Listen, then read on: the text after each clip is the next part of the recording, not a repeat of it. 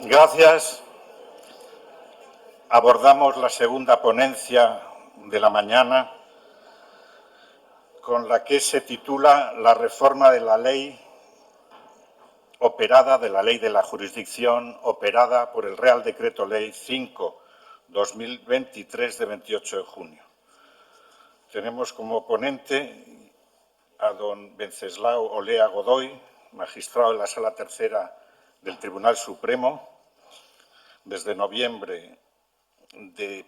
marzo de 2012 y vocal del Consejo General del Poder Judicial, con compatibilidad para el ejercicio de funciones jurisdiccionales.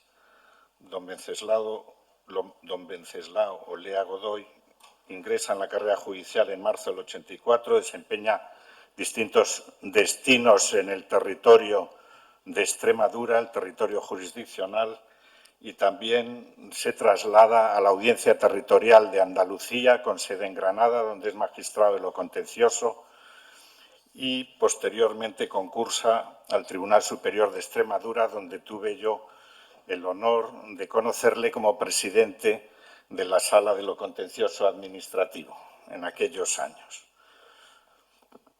Ha desarrollado una intensa actividad internacional en Hispanoamérica, participando en diferentes conferencias y misiones internacionales en Guinea Ecuatorial, Honduras, El Salvador, Bolivia, Colombia, México, Cuba, Ecuador, Perú y Brasil.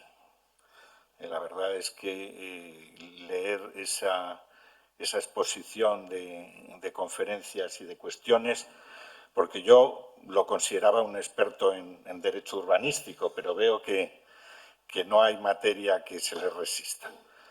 Y está también en posesión de la Cruz Distinguida de Primera Clase de la Orden de San Raimundo de Peñafort. Yo, debido a la premura ya con la que estamos y el retraso, le cedo directamente la palabra para su exposición. Muchas gracias. Muchas gracias, Rafael, querido amigo. Es para mí una tremenda satisfacción poder estar aquí. Siempre para mí es muy agradable venir a esta ciudad, a la que le tengo un cariño especial y que por una serie de circunstancias pues llevo todos los años últimamente viniendo. Ha sido un encargo especial de mi querido amigo César, y entonces quería agradecerle a la Administración Autonómica la deferencia de poder participar en unas jornadas como estas, que creo que son realmente interesantes. Efectivamente, Rafael, la actividad internacional mía que he tenido, para mí ha sido una gran descubrimiento, porque está vinculado también ciertamente al urbanismo, que es el tema de medio ambiente, en el cual, curiosamente, a esta altura tenemos que aprender mucho de lo que están haciendo los países iberoamericanos. Pero bueno, esto es digregar la materia. De lo que se trata es de que examinemos, de que charlemos, de que hagamos una reflexión, como se dijo en la inauguración del curso, sobre la reforma de la Ley de la Jurisdicción realizada por el Real Decreto Ley 5/23. A mí me gustaría poner de manifiesto, porque muchas veces se nos olvida, cuando estamos así en colectivos profesionales vinculados a la jurisdicción contenciosa administrativa, que todos nos flagelamos.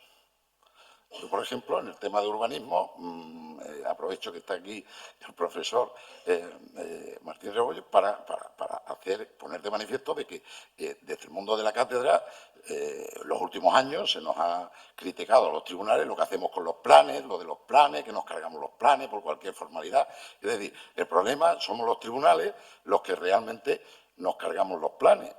Y creamos un conflicto grave, como ha puesto de manifiesto, con toda la crudeza que tiene el caso, César, con ese acuerdo tan peculiar que ha permitido esa ejecución de sentencia.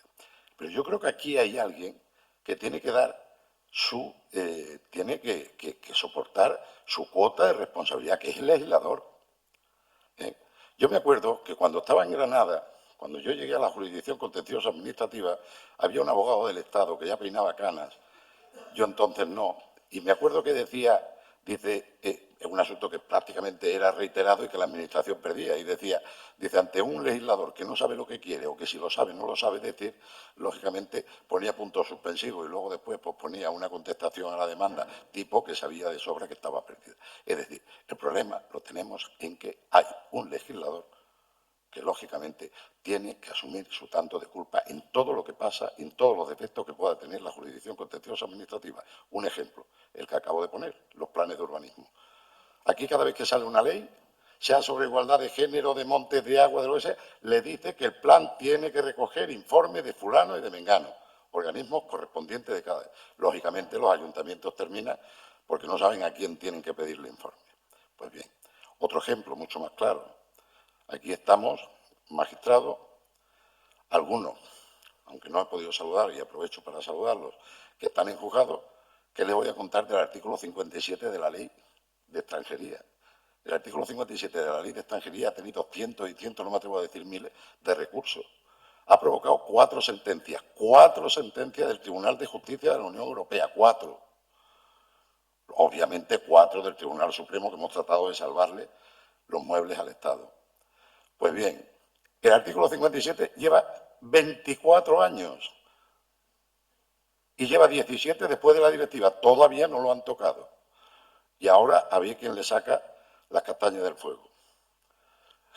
No sé si habrá alguien de la Audiencia Nacional. La Audiencia Nacional está llena ahora mismo, y todas las secciones están conociendo, de asuntos de asilo, porque tenemos una ley de asilo de 2009 que no se ha adaptado a la directiva.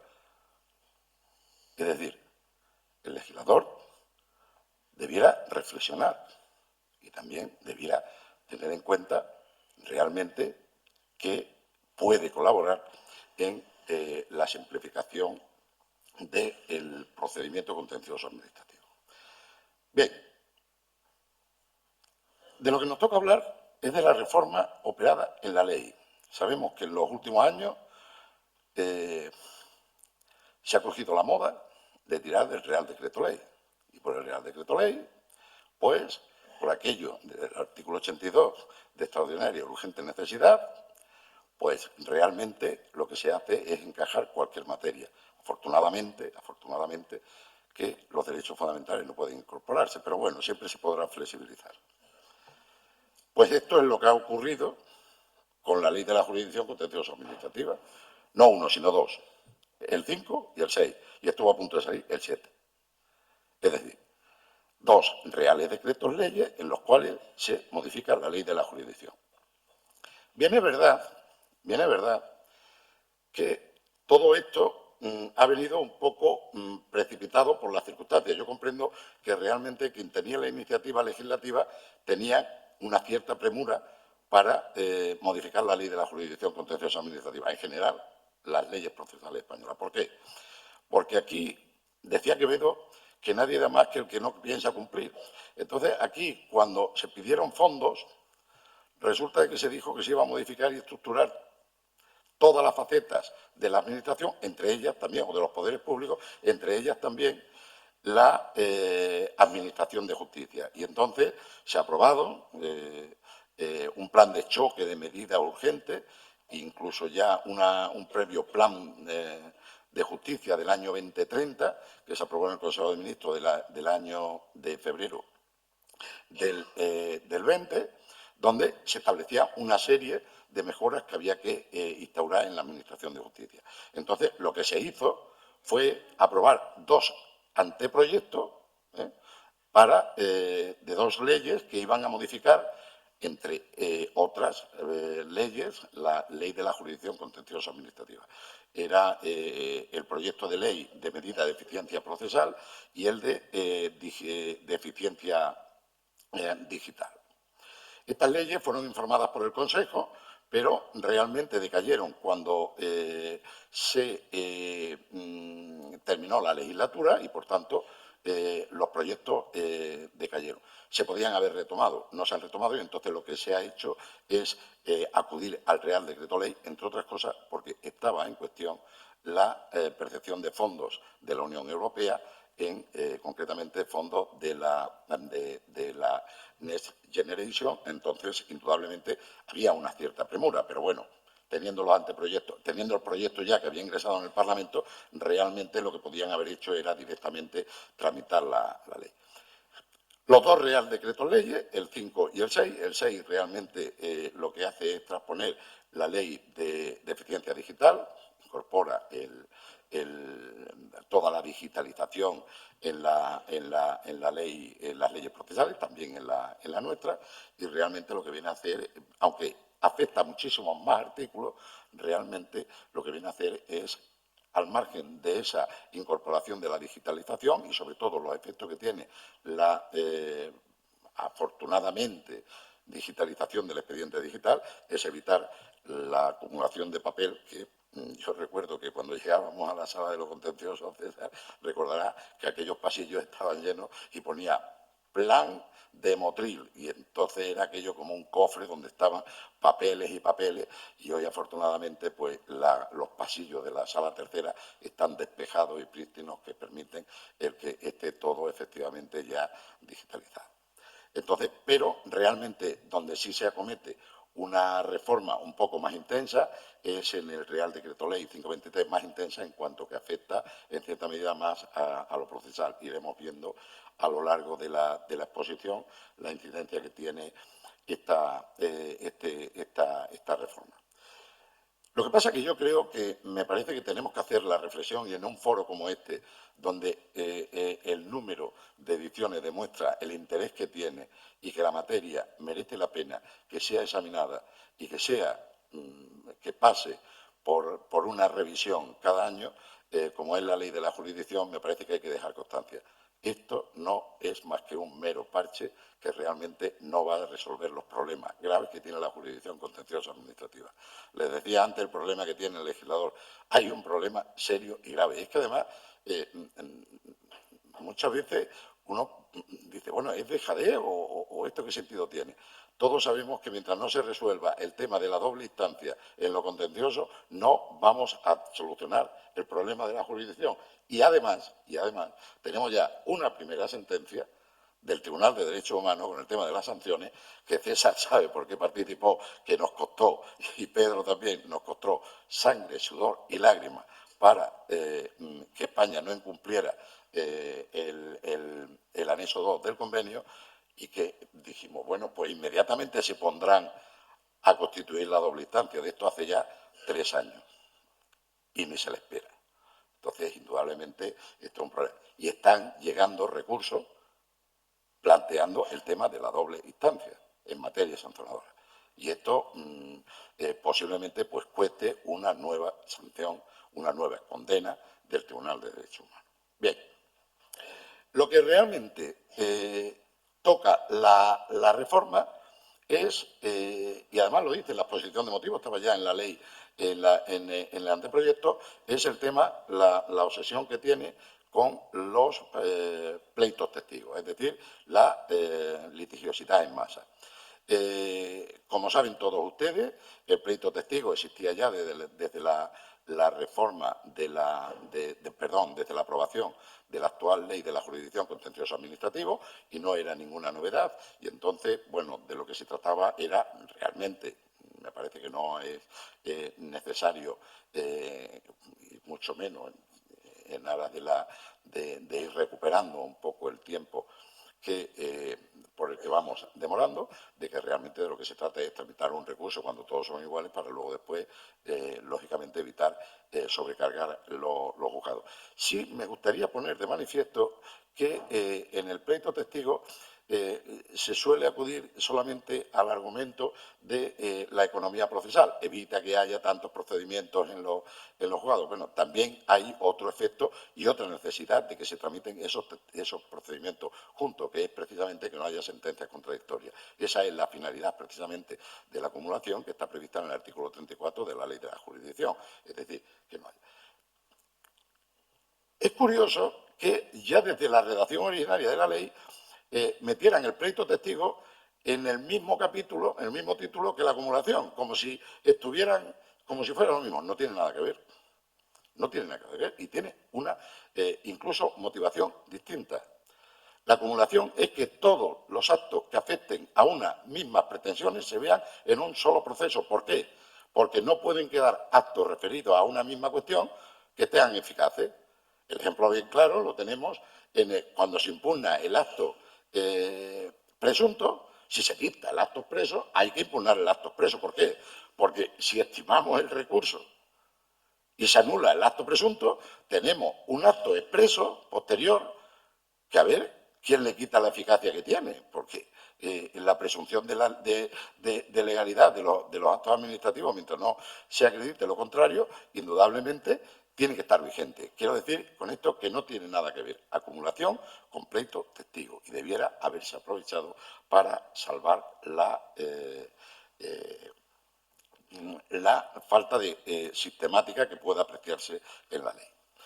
Pues bien, con el pleito testigo, como ustedes saben, ha sido muy criticado por la doctrina últimamente con ocasión de la reforma. Hombre, me ha dolido que algún autor pues, ha llegado a decir que esto ha fracasado porque los jueces, por el tema de módulos, pues resulta de que preferimos tramitar los asuntos uno a uno que no hacer un pleito testigo. Me parece que eso es una visión, realmente prefiero no calificarla, pero me parece que no. Hay que saber cómo funcionan los juzgados, como para que los jueces no tengan la serenidad suficiente como para poder ir delimitando cuándo realmente pueden tramitar un juicio testigo o no.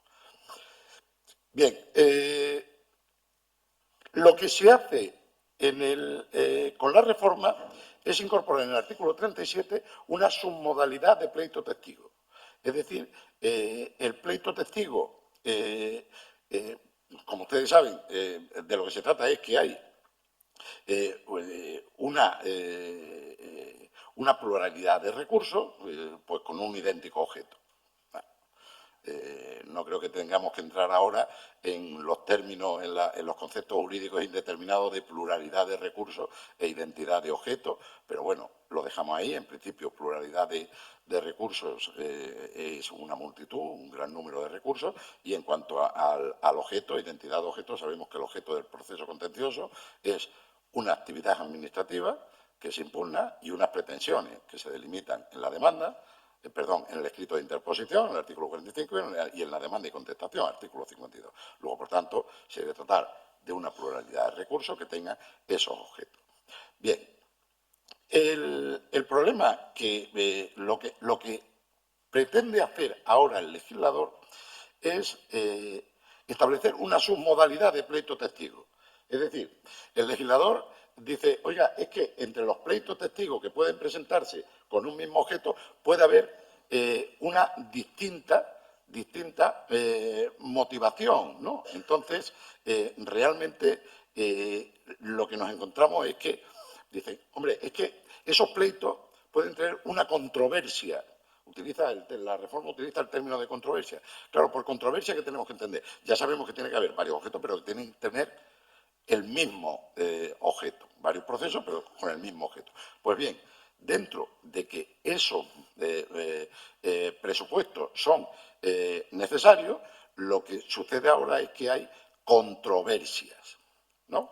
Una distinta controversia. Claro, por controversia, realmente lo que habría que entender es, conforme incluso al propio diccionario, pero que yo creo que habría que reconducirlo a motivación, es decir, la motivación que se ha hecho. Muchas veces, efectivamente, nos encontramos con que los pleitos testigos, cada uno viene con su padre y su madre, con sus profesionales correspondientes, y tienen una motivación muchas veces muy distinta. Incluso, lógicamente, a medida que los primeros recursos pueden venir con una fundamentación, pero que luego después, cuando le ha tocado la doctrina, que lógicamente haya hecho aportaciones interesantes, se van incorporando y entonces hay nuevos motivos, nueva controversia. Entonces, lo que está pretendiendo el legislador es decir, oiga, pues coja usted dentro de esos pleitos testigos todos los que tiene y haga categorías, 2 o 3. Eso. Bueno, para este viaje no necesitábamos esa alforja. ¿Por qué? Porque realmente ya el artículo 37 originario lo que permitía era que se puedan tramitar uno o dos. Bueno, pues sí, uno o varios. ¿Dice? Entonces, bueno, yo puedo tramitar varios, pero no tiene por qué ser varios exactamente idénticos. Será idéntico en cuanto al objeto, pero no tiene por qué ser idéntico en cuanto a la controversia. con lo cual, lógicamente, se podían tramitar e indudablemente incorporar. Nosotros, por ejemplo, a mí me resultaba curioso el que, por ejemplo, si sería, me lo planteaba y se lo planteé a los compañeros de la sección, la sección nuestra del Tribunal Supremo, la cuarta, la tenemos llena de responsabilidad patrimonial. Aquí ya la responsabilidad patrimonial, la exposición de motivos se refiere al COVID, pero bueno, desde el COVID, las plusvalías, ahora el modelo 507 de sucesiones, o sea que realmente esto es.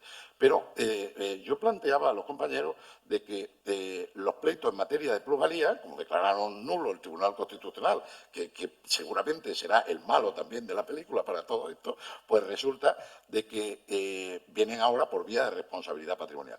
Pues bien, hay muchas veces donde a lo mejor las pretensiones son las mismas, pero la motivación muy diferente, porque uno dice, oiga, que yo pagué, oiga, que yo resulta de que no impugné, o incluso en otra materia que también es muy interesante, se nos está planteando el tema de que se impugnan los planes, ya sabes que se impugnaron los primeros planes hidrológicos, se están impugnando los nuevos planes hidrológicos. Y es curioso de que han venido a impugnar el plan hidrológico del Tajo precisamente ayuntamientos de la zona de Levante.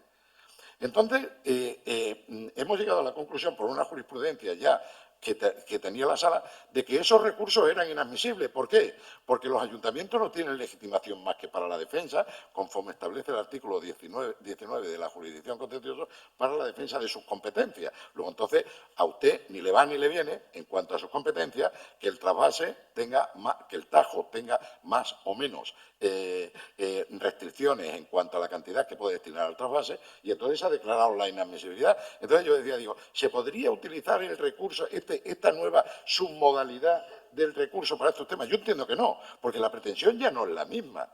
Ya el objeto del recurso no es el mismo. Lo que yo estoy impugnando es el Plan Nacional del Tajo, perdón, el Plan Hidrológico del Tajo. Y aquí lo que se está suscitando es si el recurso es inadmisible. Oiga, si rechazo la inadmisibilidad, el tema será igual, pero tengo una cuestión previa que yo entiendo que no encaja en esto. Lo que sí nos permite, entiendo yo que con más libertad, es que podamos tramitar 2 o 3 recursos en los cuales se pueda incorporar esa concreta materia. Entonces, bueno, realmente, luego después, en cuanto a los efectos, creo que no es necesario que tengamos que tener en cuenta, que entremos en detalle. Realmente el problema es muy simple. O sea, en estas submodalidades lo único que se hace es seguir los mismos trámites que venían estableciéndose para el procedimiento testigo. Trámites que, como saben ya, todos ustedes, realmente de lo que se trata es que, tras las diversas modificaciones que ha tenido el artículo 37, es de que se pueda instar la continuación del procedimiento, acordar el desistimiento del recurso. Y bien, o sea, la reforma, como les digo, no tiene tampoco gran interés. Mayor incidencia tiene, aunque tampoco tenga la trascendencia que se le da en la exposición de motivos. Por cierto, exposición de motivos, este Real Decreto Ley tiene 226 artículos. Ya me dirán ustedes si no hay que tener imaginación para buscarle extraordinaria y urgente necesidad a unas materias que hay que meter en 226 artículos y 20 disposiciones, entre transitorias, finales y adicionales. O sea, esto va metido, la reforma en el libro quinto va metido en un artículo 119 que la verdad es que, bueno, gracias, que como es remisión, el BOE hoy nos lo da, que nos vamos al artículo y nos pone la última reforma y las tenemos todas recogidas allí, porque si no sería imposible la cantidad de incorporaciones que tendríamos que ir haciendo a la redacción originaria de la ley. Lo que hace el Real Decreto Ley es modificar los artículos 88, 89, 90 y 94. Este último no lo modifica, sino que le da contenido, luego lo veremos. Realmente las modificaciones más relevantes son las del primero y el último, el artículo 88 y el artículo 94. Realmente los otros dos lo que hacen es prácticamente reducir de 30 a 20 días para la remisión del asunto de la sala al juzgado, o para el caso excepcional en que se puede dar traslado por la sala para que se opongan los recurridos al recurso, que también pasa de 30 a 20 días, o sea que realmente no tiene mayor interés. Tiene mayor interés la reforma que se establece en el artículo 88.3b. El artículo 88.3b es indudablemente trascendente y, además, necesaria. Pedro lo conoce bien porque es un hombre, es el alma de la sección de admisión de la sala tercera y, por tanto, indudablemente era necesaria esta reforma. Era necesaria esta reforma porque, como todos ustedes saben, la ley de 2015 lo que viene a hacer al establecer el nuevo recurso de casación es pivotarlo sobre el interés casacional objetivo, es decir, se constituye como el núcleo gordiano de toda la casación y, por tanto, era necesario. Como saben ustedes también, no creo que sea necesario reiterarlo, la ley establece un exhaustivo, no voy a decir complejo, sistema para determinar este interés casacional objetivo, en el cual, en el artículo 93, se hace referencia, no voy a entrar en más detalle porque creo que lo conocen y para situar el debate, que decía en la redacción originaria del año 2015 de que cuando cabía el recurso de casación, en este caso no se podría denegar. En los otros casos del artículo 93 sí se podría denegar el recurso, pero en este caso inadmitir. En este caso no se puede inadmitir. Que decía en la redacción originaria, dice que procedía al recurso de casación cuando la resolución, la distancia, se aparte deliberadamente de la jurisprudencia existente al considerarla errónea. Si yo antes me he metido con el legislador, ahora tengo que hacer una aclaración. El legislador, con esa reforma de 2015, lo que hizo fue coger lo que le propuso el Tribunal Supremo y lo hizo ley. Esta reforma salió del Tribunal Supremo y lo sabemos muy bien los que estamos aquí. Entonces, nos cuidamos muy mucho de que el recurso de casación en estos casos, ojo, tenía que ser que la sala o el juzgado se aparte deliberadamente, es decir, conscientemente, y además que diga en esa motivación que la jurisprudencia que sienta el Supremo es errónea. La idea está clara, en principio, es decir, oiga, de lo que se trata es de que no anquilosemos la jurisprudencia, de que aquí cada juez es independiente y un tribunal puede considerar que la jurisprudencia asentada del Tribunal Supremo no es correcta, yo la considero errónea y la aplico. Pero, inmediatamente, que el Tribunal Supremo, que es el que realmente tiene la competencia para fijar la jurisprudencia, pues que se pronuncie al respecto. Y en ese sentido se emitía. La sala de admisión vino en un primer momento, la sección de admisión vino en un primer momento haciendo una interpretación literal del precepto. Aquí solamente entra aquellas sentencias que hayan expresamente motivado que esa parte y que además que diga que es errónea. Y además, el que recurre tiene que probarlo. O sea, que realmente se vino a restringir de una forma descabellada estos supuestos. Los que hemos pasado por la sección de admisión decíamos, pero bueno, vamos a ver, si aquí no se está aplicando la jurisprudencia y no se dice nada, y la jurisprudencia es clarísimamente en favor del recurrente, incluso los recurrentes ponían el grito en el cielo, oiga, ¿cómo no me van a admitir esto? Entonces, pues, indudablemente, con la forma que tenía, que se le había dado a este motivo casacional, indudablemente no podía admitirse esa casación. Bien, lo que se ha hecho ha sido corregir precisamente esa deficiencia que tenía. Y ahora, en la nueva redacción, lo que se admite es que ese supuesto anterior, porque hay un añadido al precepto, dice, o de modo inmotivado, pese a haber sido citada en el debate o ser doctrina asentada. Es decir, oiga, ya no es solamente cuando lo haya hecho deliberadamente, por considerarla errónea, sino también cuando, sin decir nada, no aplica la jurisprudencia que ha sido citada por las partes y que además, o que constituya una doctrina asentada. Volvemos otra vez al tema. ¿No había otra forma mejor de decir esto?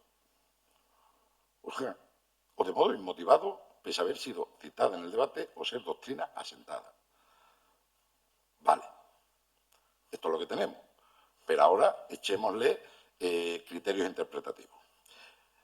Parece ser que la idea está muy clara. Oiga, usted no ha aplicado una sentencia, una jurisprudencia, perdón, que ha sido invocada y, por tanto, indudablemente, y de forma inmotivada, porque si usted la examina y la rechaza, o bien se va a no aplicarla porque considere que es errónea, cuyo caso entraría en el primer supuesto, o se trate de una doctrina asentada, es decir, aunque no se haya citado que realmente se trata de una doctrina asentada. Claro, esto entraña un problema, sobre todo lo digo porque nos vamos a encontrar ahora, todos sabemos, la deficiencia, posiblemente también los jueces la tengamos, de que cuando ponemos a citar sentencias, como se le saquemos a la base de datos 25 sentencias, por lo menos 20 ponemos. Además las ponemos como viene, porque además ahora con esto de copiar y pegar las ponemos fácilmente.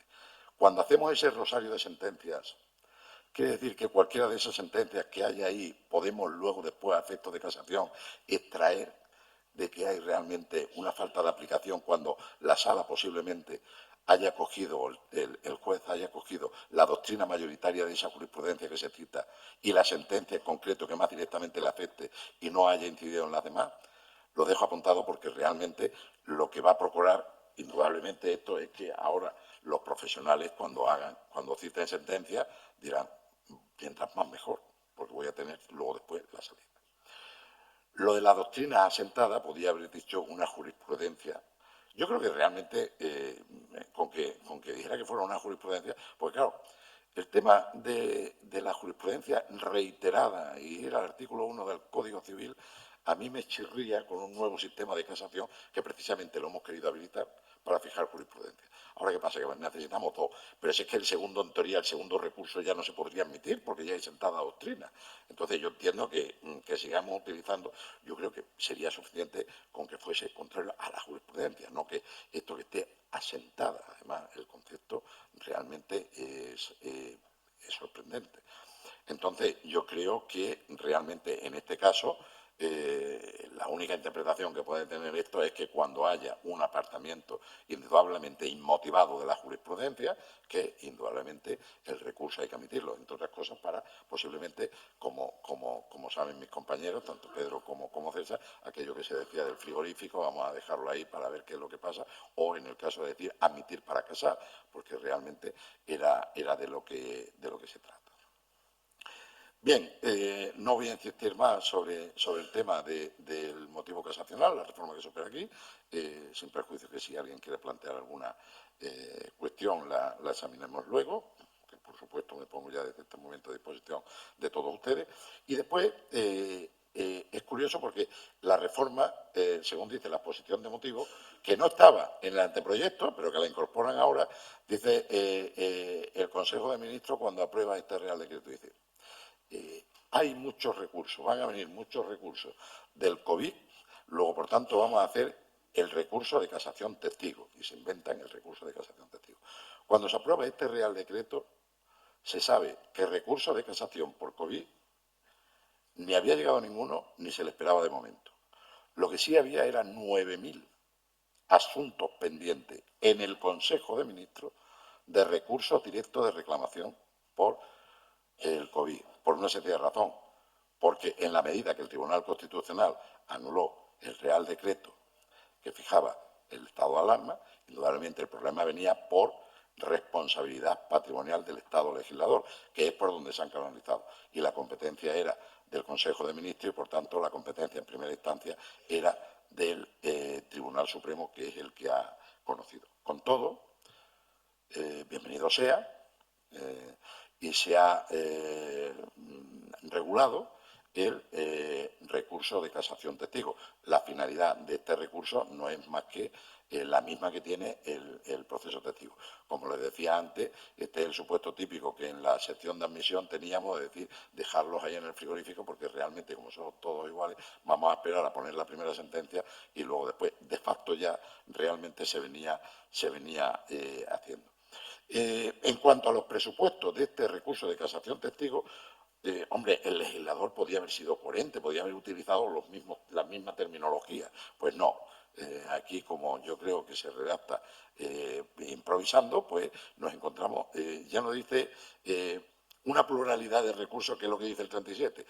Por cierto, este recurso de casación testigo se regula en el artículo 94, que era uno de los artículos que había quedado sin contenido en la reforma de 2015.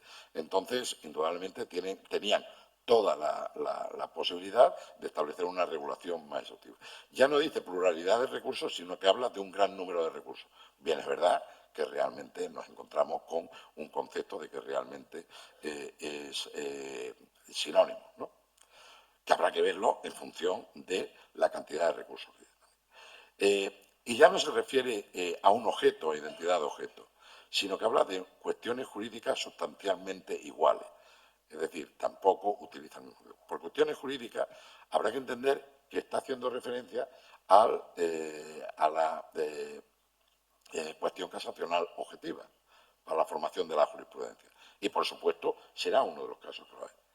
Pero realmente no nos olvidemos que el recurso de casación, cuando un particular interpone el recurso de casación, sí, es muy importante la jurisprudencia, y fijan ustedes jurisprudencia, pero yo lo que quiero saber es qué hay de lo mío.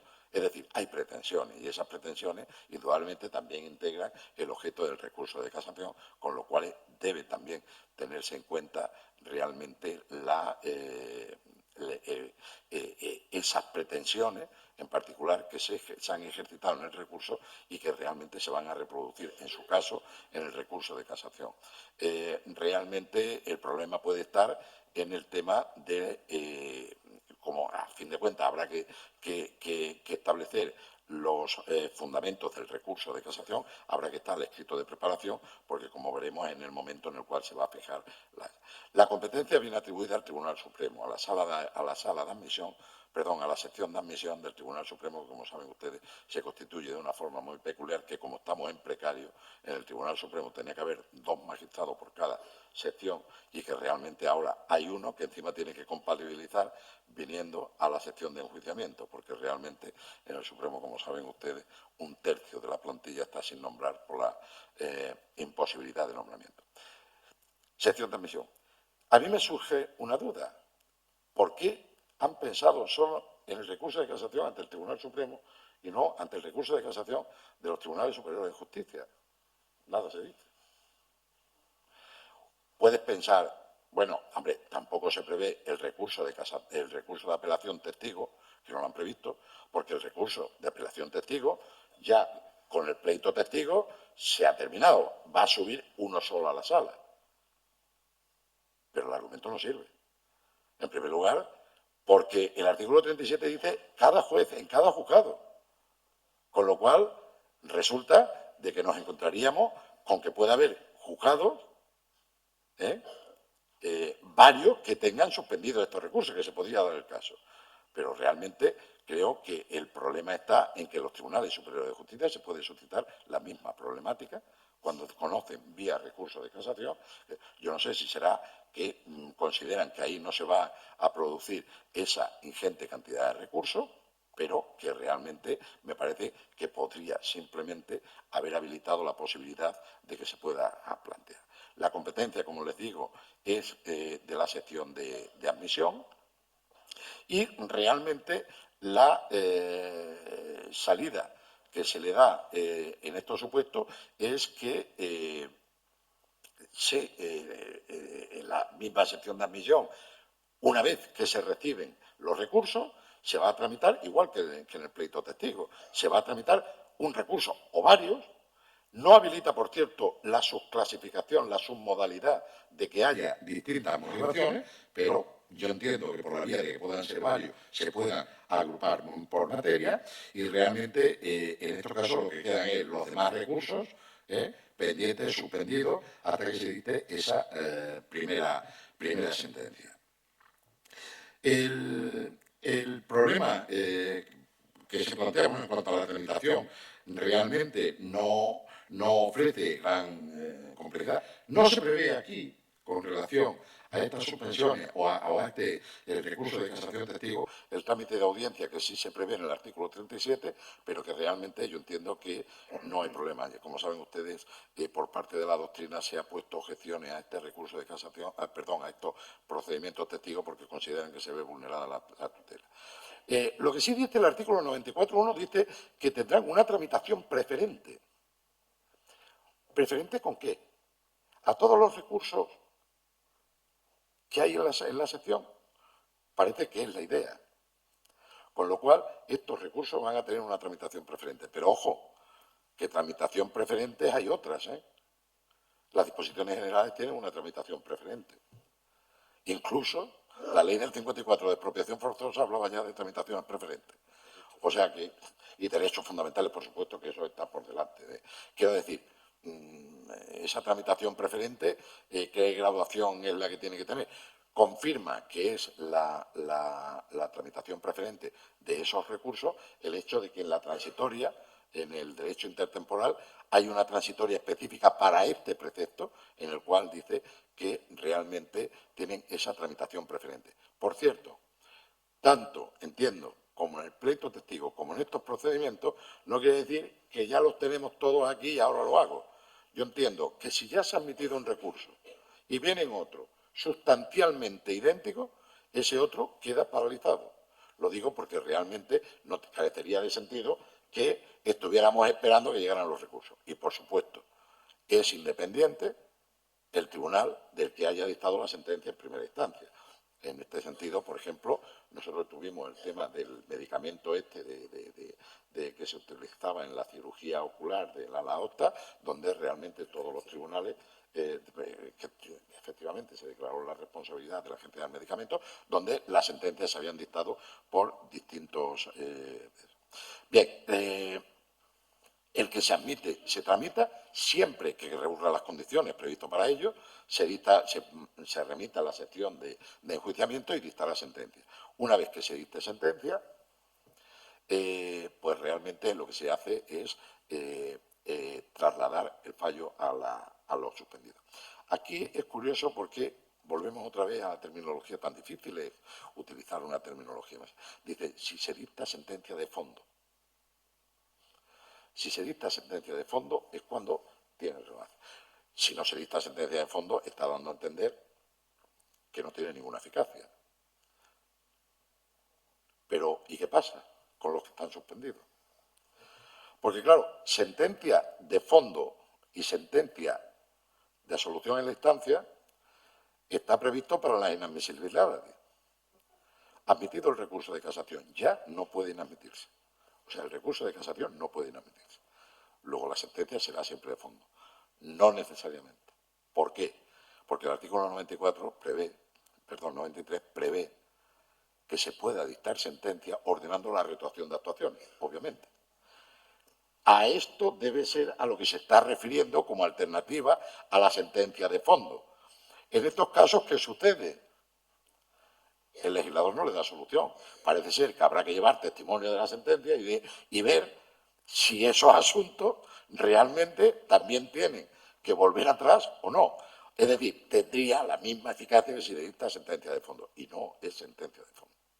Bien, una vez que se dicta sentencia, realmente la alternativa es que se le da traslado a quienes sean recurrentes en esos recursos que se han suspendido, el cual, para que haga alegaciones, podrá solicitar de que se admita el recurso, es decir, pese a lo que se haya dictado, porque considere que la sentencia no resuelve la pretensión por él ejercitada, o bien, y en este caso, pues realmente que entienda que es distinta la razón de decidir.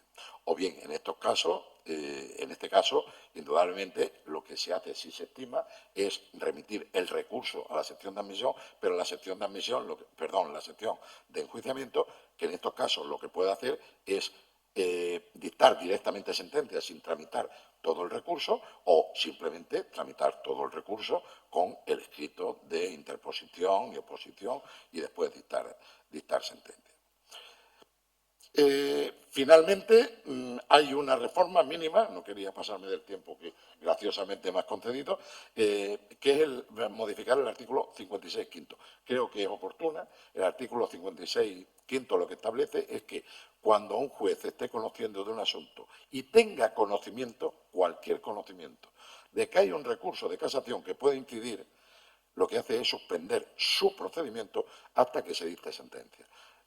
Creo que en este sentido sí se hace una regulación detallada, porque se le dice, oiga, el juez cuando dicte ese auto se lo remite al Supremo, a la sección de enjuiciamiento, lógicamente con el requerimiento, con la súplica de que una vez que se ponga sentencia, se lo remita para que pueda él dictar sentencia. Y yo con esto doy por concluida la exposición y me pongo a disposición de ustedes si quieren preguntar. Muchas gracias. Muy bien.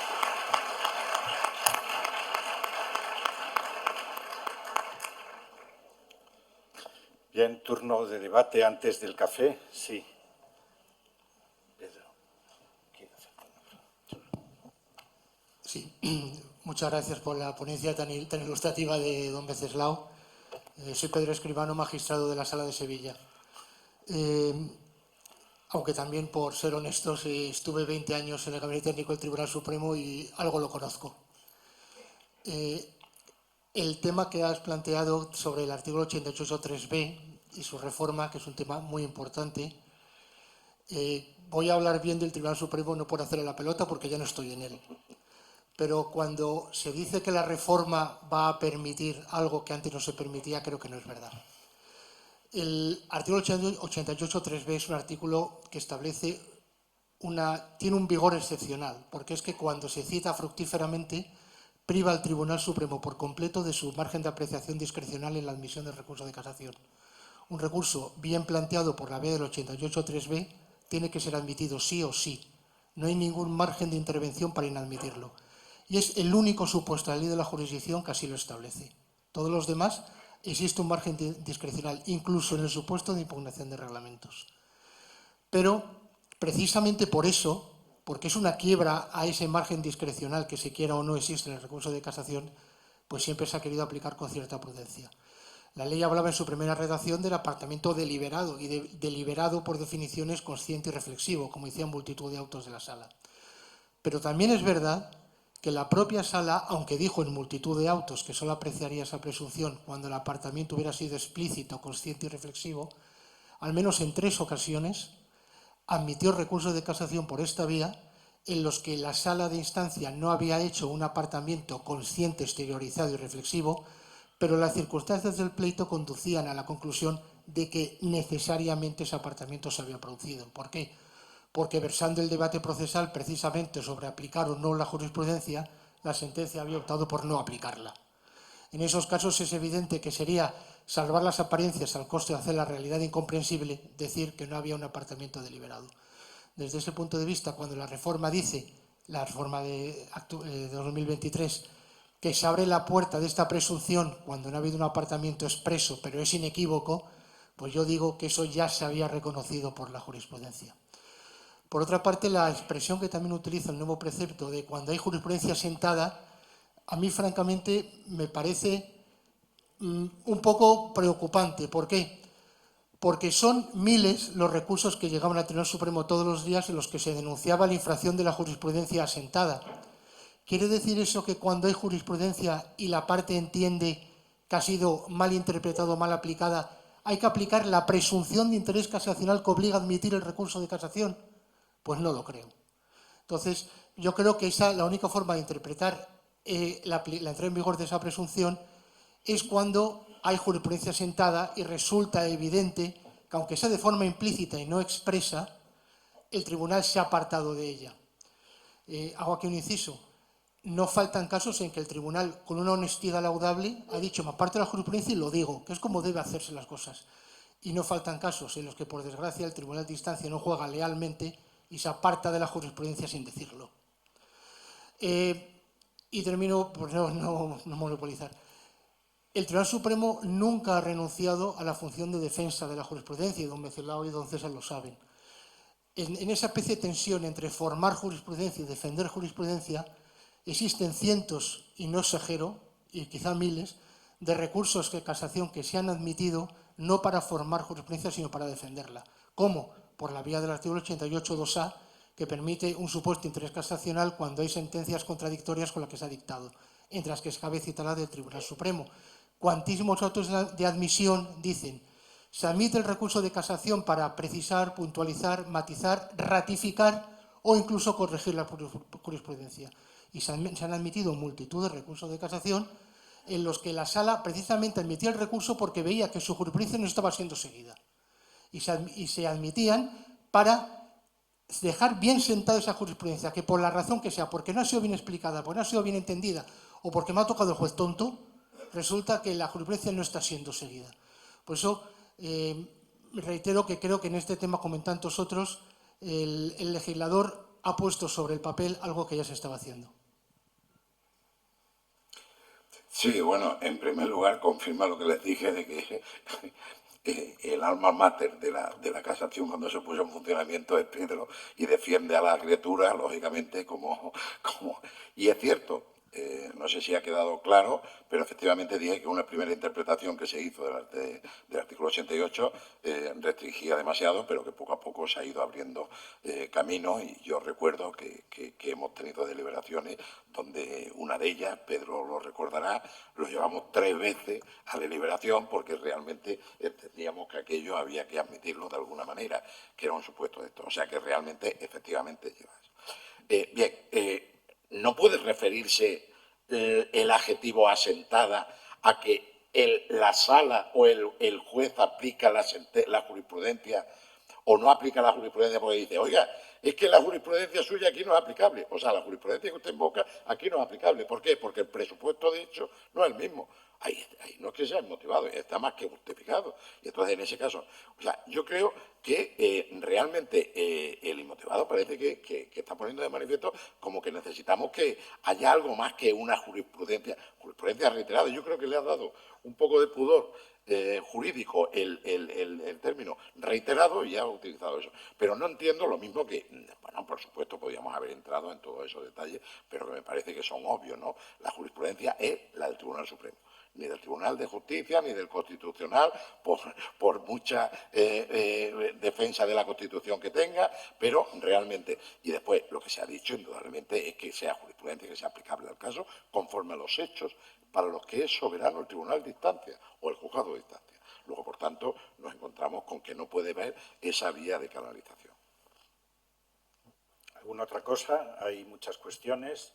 La jurisprudencia asentada, el título preliminar del Código Civil, si es necesario la segunda, el tema del recurso de casación autonómico, que no ha sido desarrollado, no ha sido desarrollado, pero es que no ha sido... Hora era claro, hacerlo. pero ¿cómo van a desarrollar el recurso, el pleito testigo en la casación autonómica si no está antes el básico, ¿no? El recurso de casación autonómico? Está el de casación contra las sentencias de los juzgados, pero no. Es decir, tribunales superiores como Extremadura, como La Rioja, como Cantabria, no podemos tener recurso de casación autonómica, porque se requieren 5 magistrados mínimamente. Y claro, si esos dictan sentencia, se contaminan para llegar... No sé cómo lo hace la Comunidad de Navarra, el Tribunal Superior de Navarra, que sigue adelante con su organización. Sí, por aquí el derecho. En cuanto a la jurisprudencia asentada, ¿qué opinas tú con relación a la exigencia del título preliminar? Porque ahí hay mucho debate, es decir, parece que no es necesaria la segunda sentencia. Yo estoy asentada en ese sentido, ¿no? Conozco la polémica que hay, pero indudablemente lo que no cabe duda es que lo que hemos querido es un recurso de casación específicamente previsto para fijar la jurisprudencia. Es decir, el Supremo ha dejado de ser ya, como en cierta medida era antes, una tercera instancia donde examinaba pretensiones en función de la cuantía. Cuantía gorda van al Supremo, las demás se quedan fuera. Entonces, ahora lo que hemos dicho, la idea es, vamos a establecer en la casación para lo que realmente estaba prevista originariamente con los revolucionarios del siglo XVII. O sea, que realmente es un recurso de casación para fijar la jurisprudencia. Pues bien, si hemos creado un instrumento procesal expresamente dedicado a ello, ¿para qué tenemos que tirar del artículo 1, sexto del Código Civil que se ha reiterado? Es que además se produce un contrasentido. Si hay jurisprudencia, ya no habría por qué admitir el segundo recurso. O sea, que está por ver que sea posible esa segunda sentencia. Entonces, yo entiendo que con una sentencia donde se pide claramente de interés casacional que el artículo 24 de la ley de contrato hay que interpretarlo de esta forma, no creo que necesitemos una segunda sentencia que lo declare. Porque, entre otras cosas, un recurso de casación que plantee esa misma cuestión, hay que admitirlo, porque ya hay jurisprudencia.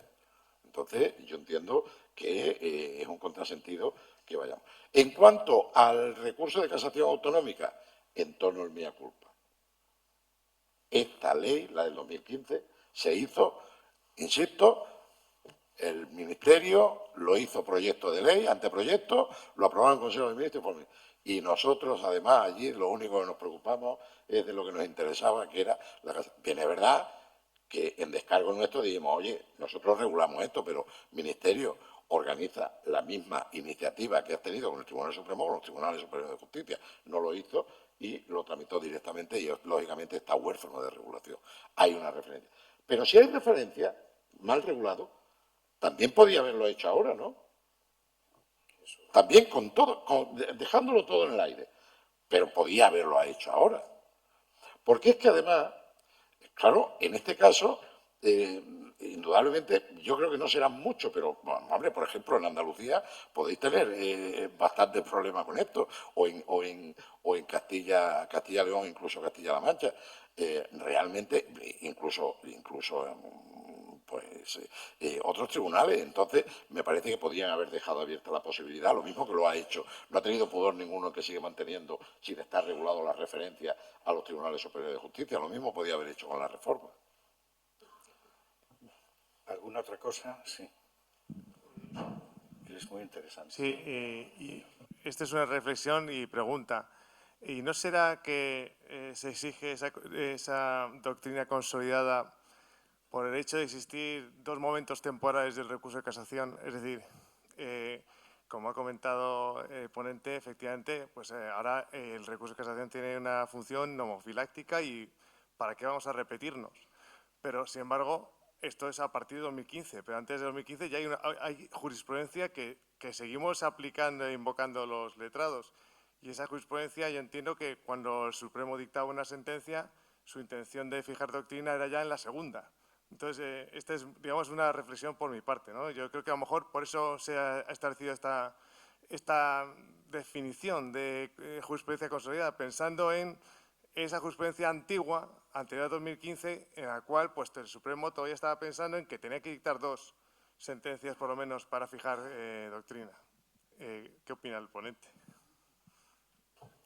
Bueno, me parece una ingeniosa forma de querer salvar al legislador, pero no la comparto, por una sencilla razón. Porque eso se podría haber solucionado con una transitoria que además lo dice con relación a esta materia. En segundo lugar, con que si hubiese dicho jurisprudencia, tiene bastante. Si hay jurisprudencia después del 15, será la sentencia que lo diga. Si hay jurisprudencia y se invoca jurisprudencia antes del 15, no el 15, sino cuando se dictaron sentencia que se haya dictado con el nueva casación, esa es la jurisprudencia.